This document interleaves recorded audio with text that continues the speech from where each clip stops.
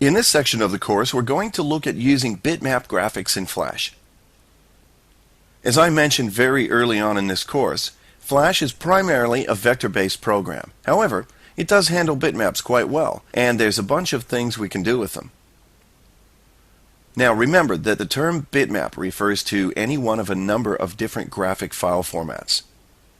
These include JPEGs with the file extension .jpg, GIF images which end in .gif, PNGs, Adobe Photoshop PSDs, and a lot more.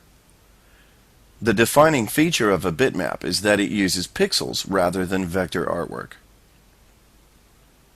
Fortunately, importing a bitmap is very easy, and we have three ways of doing it. First, you can copy the bitmap to the clipboard from an external location, such as a web page. Then, paste it directly into your Flash document. The bitmap will be placed in the current frame of the current layer in your document, and it will also be brought into the library. The second two methods of importing bitmaps are by using the File menu. Choose File, Import, and either Import to Stage or Import to Library. The difference between the two here is pretty basic. One adds a copy onto the stage, and the other one doesn't. Let's import a file now. In your work files, you'll find a bitmap image called greenball.jpg. Choose Import to Stage, locate the file.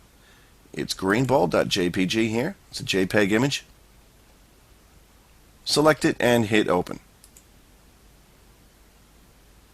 We now have one copy on the stage, and the master copy is sitting in the library.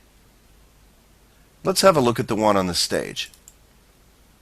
The Properties panel tells us that we have an instance of greenball.jpg and that we can swap it if we wish. We can't do much else with it yet, though, in the way of animation, filters, and so on, because for that we need to nest it inside a movie clip. But of course, that's easily done, and then we can do anything we like with it.